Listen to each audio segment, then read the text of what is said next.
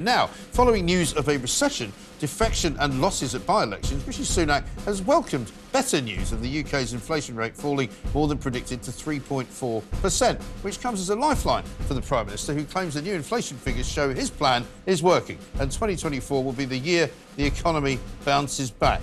Oh, really? But do the voters believe him? I'm not so sure.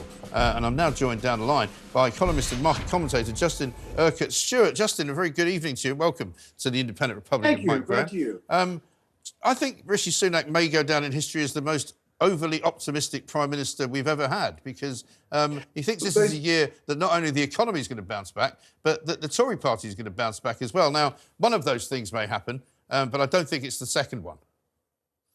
Pretty wishful thinking when you actually see what's happening. Yeah. Because, yes, inflation has come down, but that's not necessarily because we put interest rates up. It's actually what you've seen here is actually about trade, the global trade has been slowing up. And we're seeing the effect of that. It's low, slow growth around the world. But the mistake I found that in my view, the Treasury made is that actually then with the Bank of England decided to put rates up really far too quickly. Yeah. They should have actually done it 4 years ago, to go from from very, very negative, just neutral. Now you're in a position where you have to give people really expensive mortgage rises, which of course a lot of people can't afford. Right. So it's not about just being lucky or not. It's actually a position of just bad management. Yes, and I don't know anyone at the moment who, despite the fact that interest rates have come back down by quite some amount over the past 6 to 8 months, that feels any better off. I don't speak to anyone who suddenly says to me, do you know what? You know, now that interest rates are down again, I'm feeling so much more like spending my money on expensive holidays and new cars and possibly another house. No, they're not doing that. It's in fact amazing, but there's a common theme here, because in America, where I was last week, you can actually see a position where the economy's picked up quite significantly. Still lots of sides saying we're employing now, come in and work here. They're not actually getting enough people going through. So even though it's getting better in terms of the inflation, it's not really being reflected in people's confidence. So people don't feel as though they're winning on it. And so that's going to be the problem. That's exactly right. I mean, I think it came down, what, 0.2%, the interest rate this time around. I mean, that's not going to make any difference whatsoever to somebody paying a mortgage, is it? No, it won't make any much difference at all. It is, just a figure which has been bouncing around.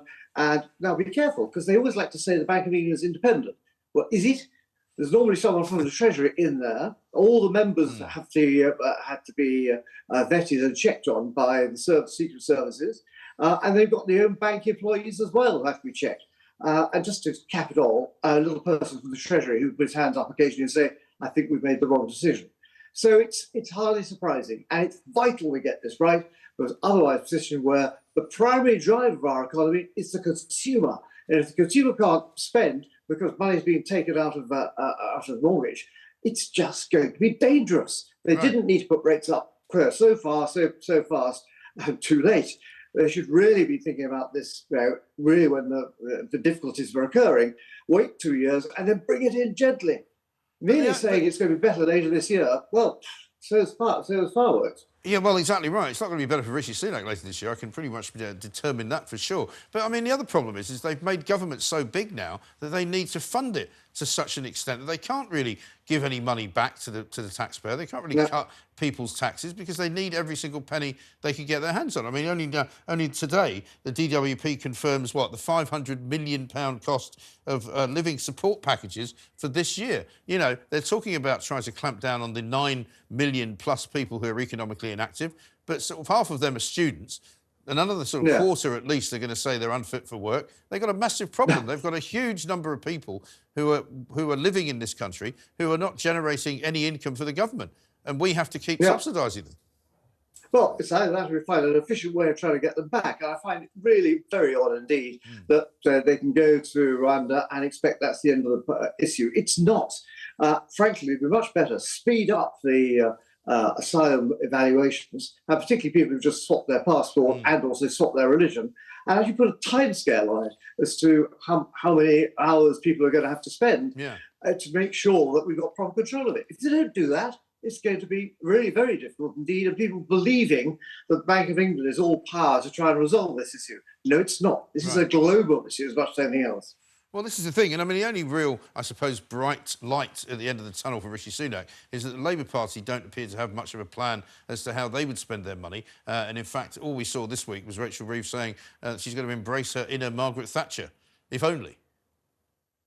Well, when you see these figures coming out, it doesn't make any sense because they've got to be able to try and find something which is a credible policy which they can fund. Yeah. Now, the problem therefore for the Labour Party, which is a lot of their good ideas, for instance, the ability to harmonise national insurance and income tax, the Tories have now nicked that one, so you've got to try and find something else to replace it. And that's going to be really difficult unless you're willing to start your government with yet more price rises.